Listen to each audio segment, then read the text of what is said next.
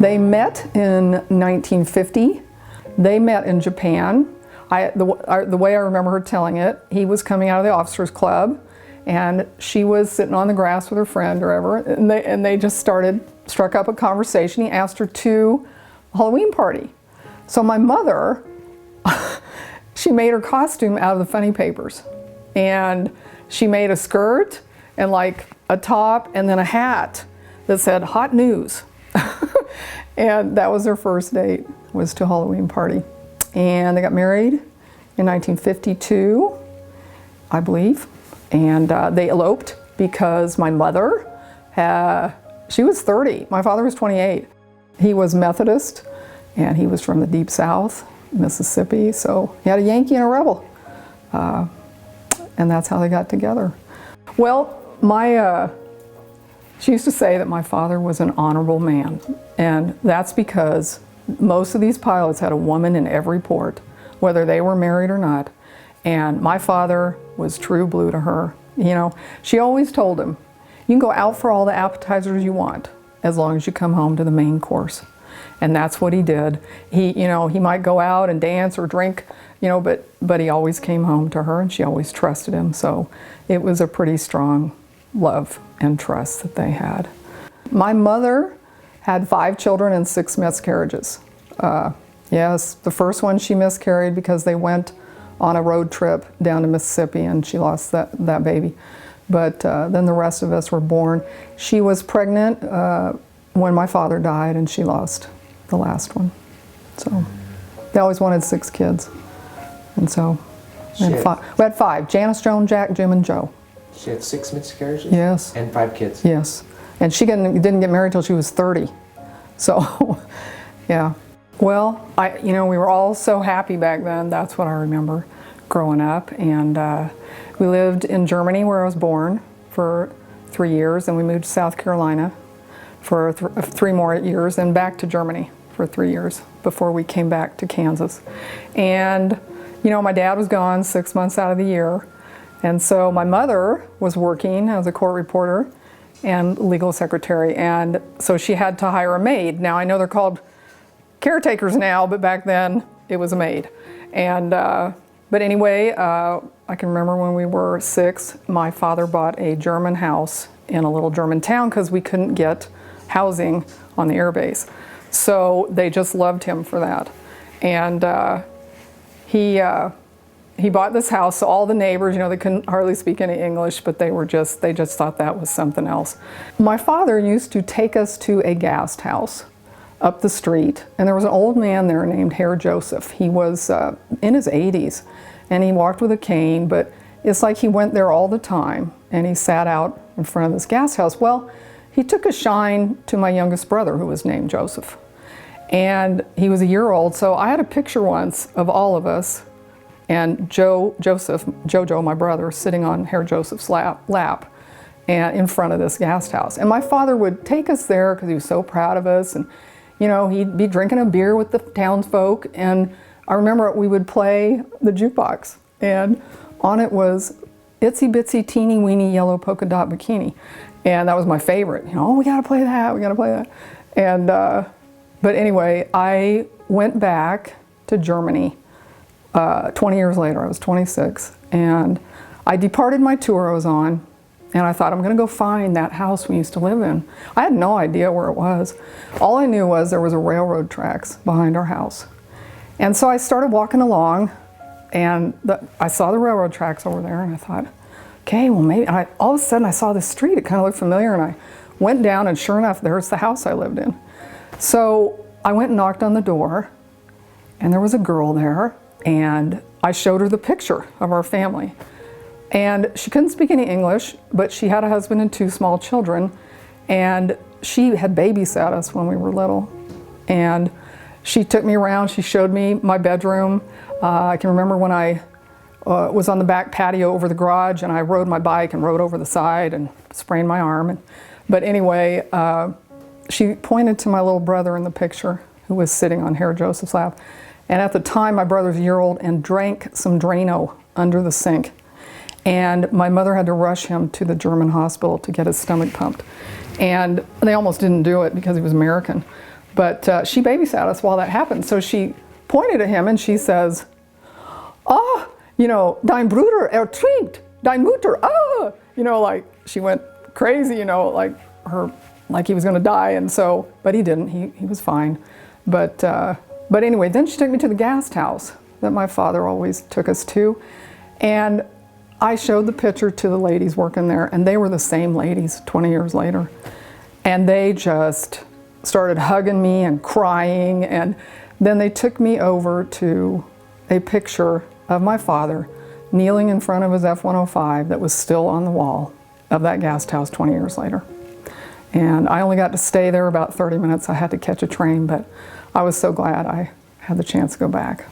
When we were in the German house, this is a German custom. St. Nicholas comes around to your house, and they have this man all dressed up to look like St. Nicholas. You know, not Santa Claus so much. He's dressed like St. Nicholas, and he has a figure with him called Black Pete. And Black Pete is on hands and knees. He's all covered in black. He has a sack over his shoulder. And so they come to your house, and then if any of the kids have been bad in the house, then Black Pete's going to put them in the sack and take them away. And oh my gosh, my little brothers were just so afraid, screaming and crying, you know, because they thought Black Pete was going to take them away. And I still remember that. But my father, you know, he thought it was so cool because I could draw, and I started drawing at age 3, so he would carry a picture in his wallet that I had drawn. So he would show it to people all the time. He actually carried 2 of them. One was and he actually helped me draw this one when I was 5, but it was a hunting scene of geese flying over the water. And so he was pretty proud of my ability to do artwork. My father, he taught me how to ride a bike. We had not dirt, but rocks on our driveway. But when I'm 6 years old, he taught me to ride my bike for the first time. I was so excited. And you know, he wasn't home that much, but when he was, you know, we were all it was just a happy time. And I can remember watching Perry Mason with my father. He loved to watch that.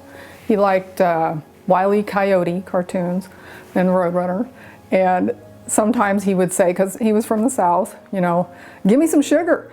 And so he would, you know, take our tummy and rub his 5 o'clock shadow on our tummies, and we would just howl, you know, laughing. It tickled us so much. And, but just had a lot of good memories growing up.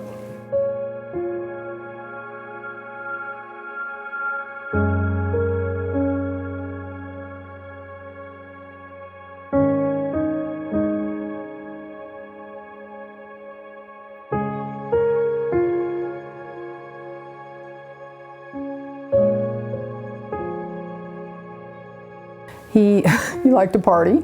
A lot of the pilots, they could drink and they could hold it. And but anyway, they used to have this game they played, and if they walked into the officers club and somebody yelled "dead bug," last one down on the floor had to buy everybody around. They had to be on their back with their arms and legs in the air, looking like a dead bug. But the last one down would have to buy around. That's a game they used to play. I can remember that when we were stationed at McConnell, so I was about 9, whenever he would fly in his F-105 and he'd come back in and he's taxiing, they let us run right up to the plane. And he, you know, he would get out of the cockpit, and I can remember, I want to ride, you know. And he's like, "Well, maybe not today," you know. And but anyway, it was always excited when he came in. And I remember on the airbase, they had a little hill, and they had a red flashing light, like, "You got to stop, the planes are flying too low to come in," and we'd have to stop. But anyway, I do remember those times fondly.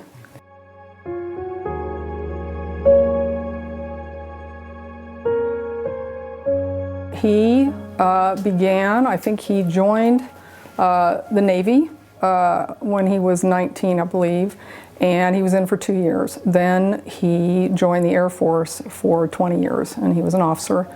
And he served in 3 wars, World War II, Korea, and Vietnam. So a total of 22 years. He always told my mother he'd get out after 20, but didn't quite make it. And when we were young, and we got stationed in Kansas, we would go to the Officers Club pool every day, almost in the summer. And the mothers would hang out and chit-chat and support each other, and the kids would play and swim and have a great time. And I can remember that my father was the first to die, and a couple months later, it'd be someone else's. A couple months later, it was someone else. And pretty soon, there were no fathers left. All of the fathers kept dying of the kids who we swam with at the Officers Club pool. You know, it was almost like it was just accepted. And if you were suffering, you did it in silence, and you never really talked about it. You just went on. And I'm talking in the span of, you know, from 64, and he died in 65, 66, about 2 years. They were all gone.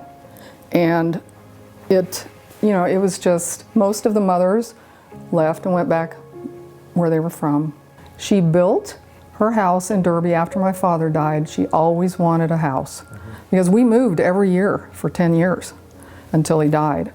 So she loved that house, and it was like a tribute to my father. So we kept her in the house. But how it affected her death, I can remember her being on her deathbed, and she would say, "Fati, Fati, how could you leave me like this?" And so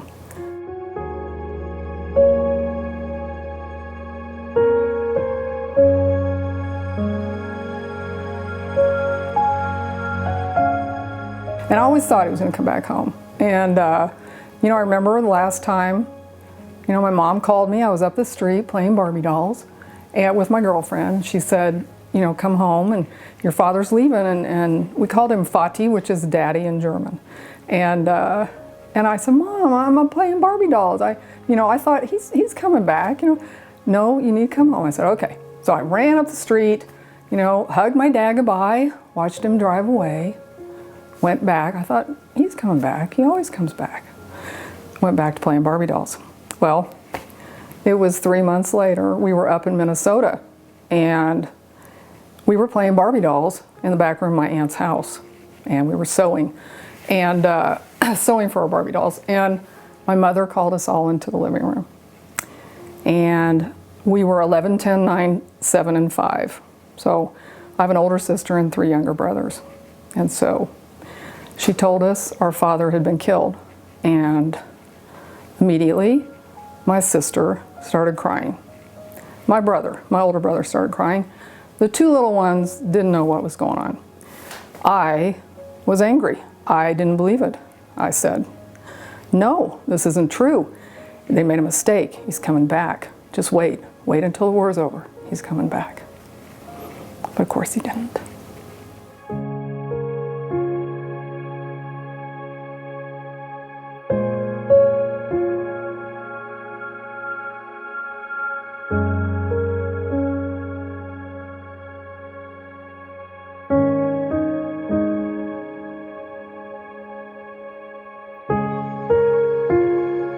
After that, you know, even though I wanted to believe he was going to come back, every time I thought of him, I would start crying. For 10 years that went on.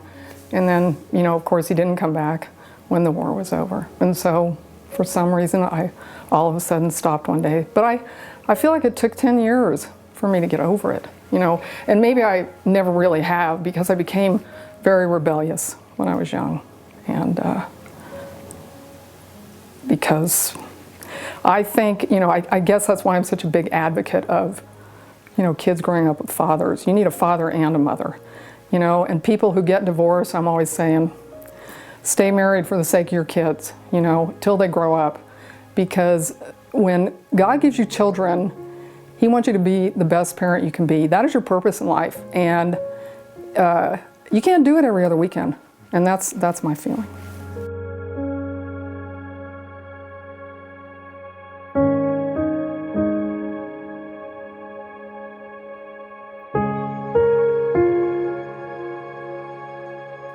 But all I remember is, you know, she said that his plane crashed into another man's plane, and he died of a bunch of broken bones in the rice paddies.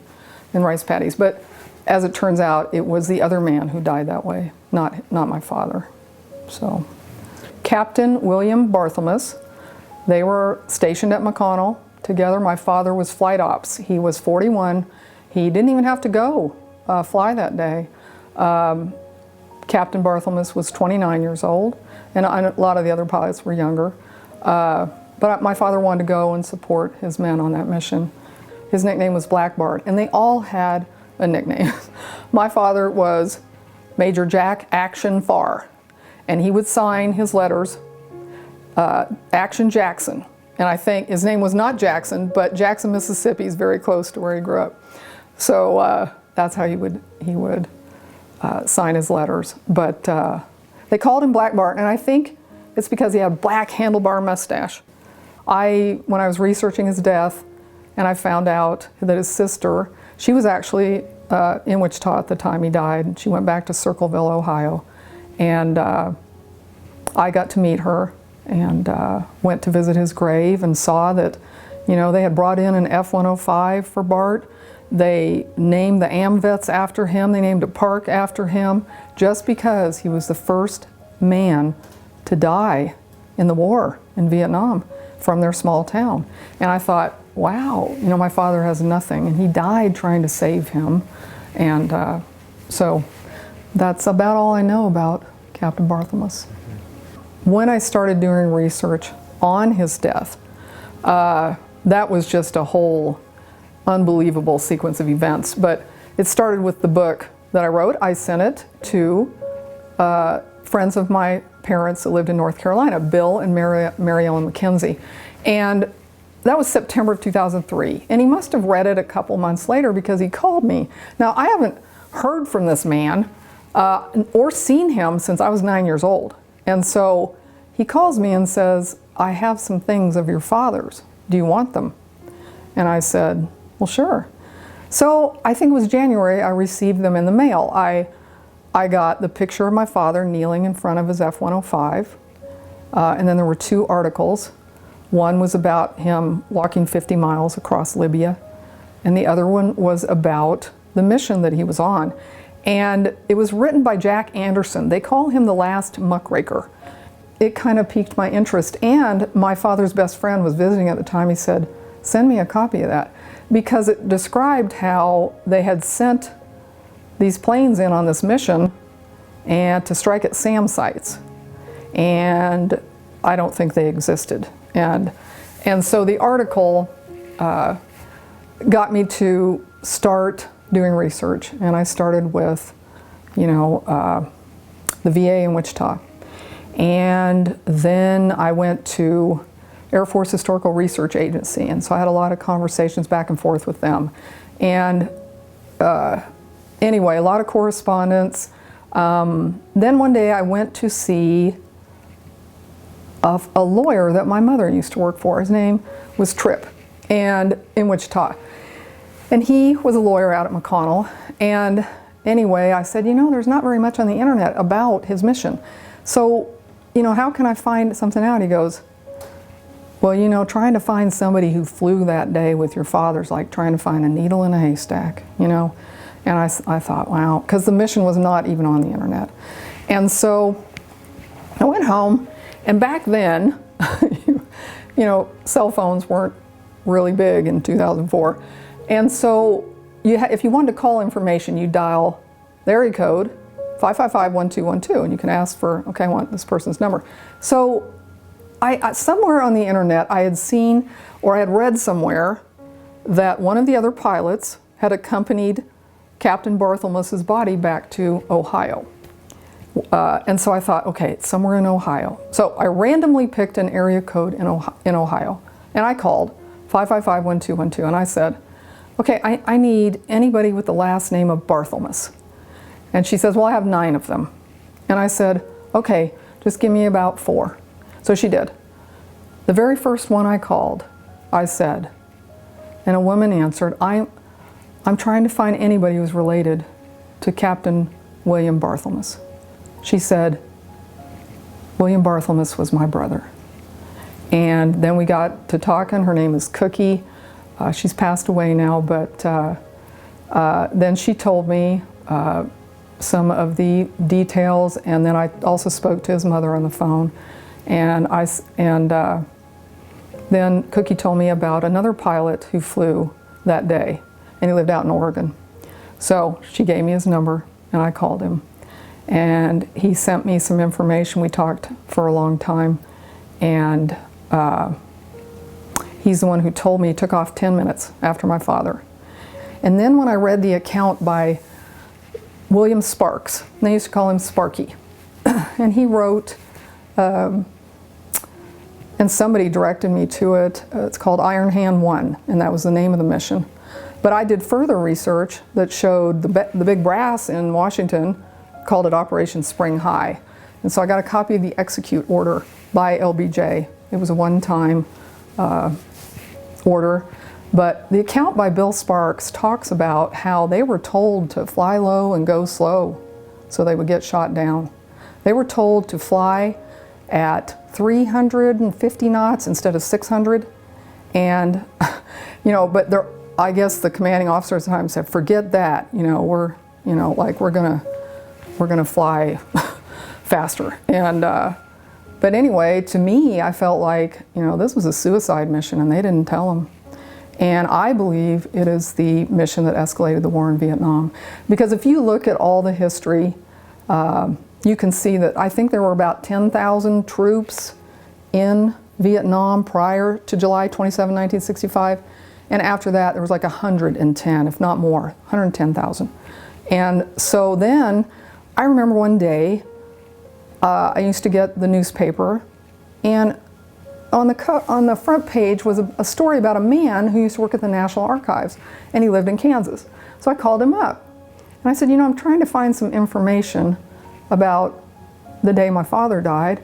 And so he said, you can go to the LBJ library and get that. So I called them, and they sent me, like I said, I have the copy of the meeting minutes that LBJ had with his Joint Chiefs of Staff before he sent my father in, dated July 25th. You can see that a lot of it has been redacted, but he met with them. But all of this has been covered up, or you know, they want to report something that it's not very accurate, but I have all of the evidence that shows the accuracy of what I'm stating. And you know, I guess McNamara wrote a book. It's not even mentioned in there. You know, it's just like they gloss over it like it never happened. And that is the mission that escalated the war in Vietnam. There were, I think, 23 planes from Korat, 23 planes from Tak Ly. These are two air bases in near Vietnam. And so 23 from the east, 23 from the south, and they were told to strike at SAM sites. And he said, I was the first one to get there and see that they were dummies. And I radioed, get out, you know, because they were being shot at from the ground. And anyway,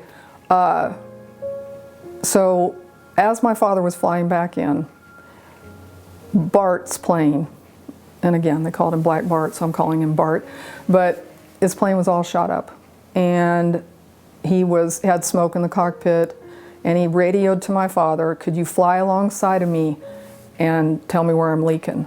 So my father flew alongside of him, and he said, you're leaking out of the nose. And then they were in friendly territory. They're about 500 feet off the ground. My father tried to fly underneath him and coast him into a landing. It's called a push maneuver. And Bart was trying to steer the plane, but he'd lost hydraulic fluid, so the plane pitched up. The back of it hit my father's cockpit, and they both went down. And that's what happened. But I did, like I said, I didn't know all these details until, it was probably about 2005, 2006.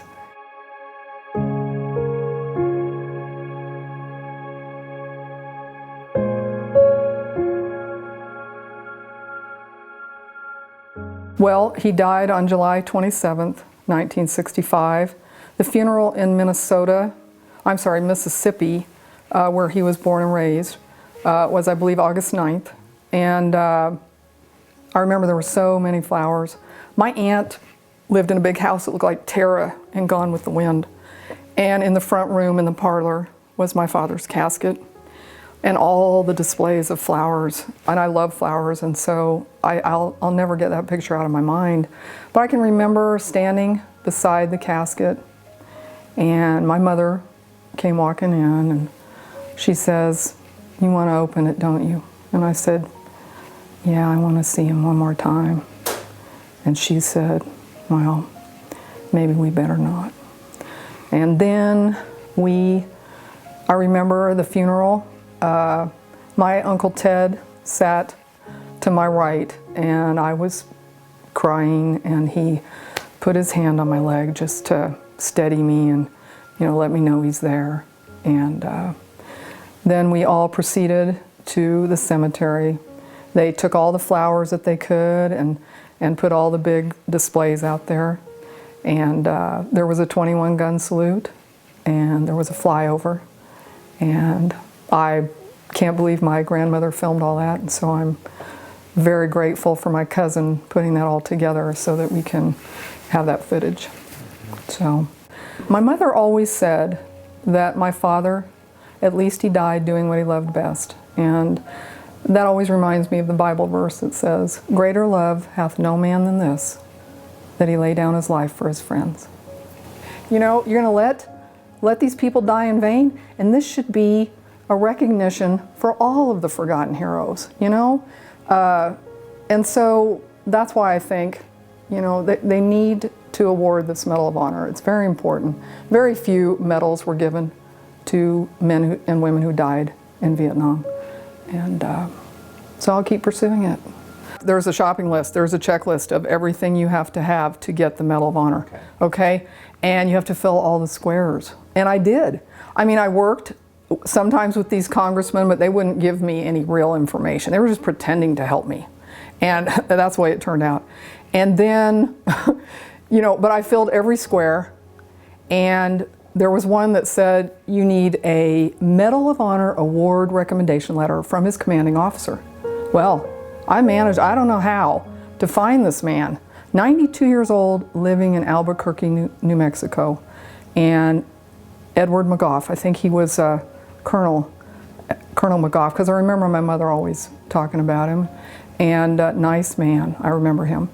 And anyway, so I got in touch with his son-in-law and daughter, and the son-in-law was really trying to help me get the award recommendation letter so he could sign it, because he was very elderly and they were going to have to take him to the bank to get it signed in front of a notary and all this. And but he didn't really remember everything at first until I sent him a picture of him awarding one of my father's medals to my younger brother. And then it jogged his memory, and then I showed him a picture of our family in 1960. He remembered. So he signed it. Yeah, very definitely my father deserved the award. Well, I've had a lot of mail tampering, and that letter, after he signed it, never got to my house. Yeah. So, and if you're not aware, congressmen and senators, they don't have to use stamps when they send you. Yeah. So I thought somebody's tampering, and so he had to sign it again. He had to take him and go get him and sign it again at the bank. That one finally came. I didn't care if we were sending it certified return receipt or whatever. It was like, why can't we get this letter? And we finally did get it, and all of the squares were filled, and he should be granted it. I remember working with some group. I said, can you find out what is the matter? Why are they not, granting it? And one, this was years ago, said, I don't know, but they have written on it, do not process. Yeah. So, and that's why I'm saying, if it was a secret mission used to escalate the war in Vietnam, they're still trying to cover it. Why not get it out there? It's history. The story needs to be told. And, my father and Bart should not have died in vain. And so I'm going to keep fighting and hope that he will receive it like he should. Well, that is Colonel McGough, and there was an award presentation of the medals. And I remember my mother saying, okay, we had to get dressed up, and my father loved blue, so my sister and I wearing our blue dresses, and my brothers had to dress up, and we were going to go get these medals. And they were going to present one to my sister and one to my brother Jack and one to my brother Jimbo. And I said, but Mom, you know, where's my, I want one, you know. Well, Joni, you know, there's one other medal he should have gotten. And so isn't it ironic that years later I would figure out that that's the one and then pursue it. So I'm just picking up where she left off. And so anyway, we went to the ceremony, and so that picture was taken of Colonel McGough presenting a medal to my younger brother.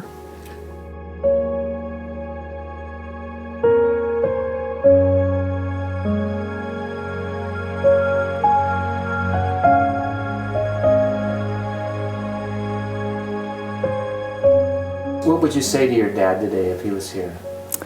I miss you. You know, I probably would have turned out not so wild if you had been here. You know, that's what I'd tell him. I needed you. You know, you used to spank me, and I needed that.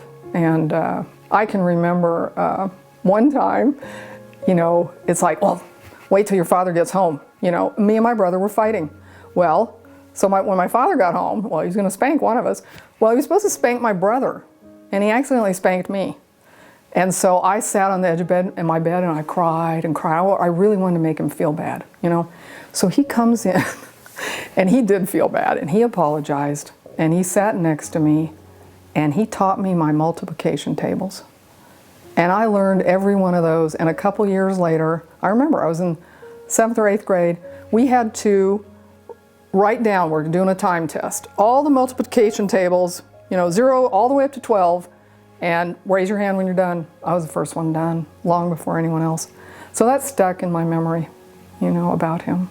So how do you remember your dad today? Well, he's my hero. I mean, and, you know, I think that, you know, as hard as I've been trying to get him the Medal of Honor, I feel like, you know, God sent him on a false mission, but it sent me on a mission of truth to find out how he died. Tell me about the pride you feel as a daughter of a veteran like that. Well, I can tell you that even when I was little, you know,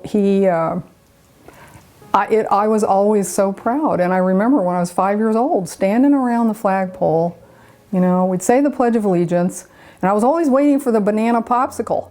But I always thought, you know, we stood there, and I used to think about my dad. I thought, I'm so proud, you know, of my father, because, you know, he's a pilot, and he's, you know, that is so cool. And like I said, we always looked forward to him coming home. And those are just great memories. This is a question I ask all the veterans I interview, so feel good about this. But what does the American flag mean and represent to you? You know, again, I'll go back to when I stood around the flag when I was 5 years old, saying the Pledge of Allegiance. And that was just always, that's how we started our morning in kindergarten in South Carolina. And, you know, it just made you feel so good and so patriotic. And, you know, we should be doing this in schools today. Kids need to appreciate all the men who fought and died in the wars, and that flag is a symbol of it. And so that's why it's so important to me. I just want to thank you, Larry, for letting me tell this story.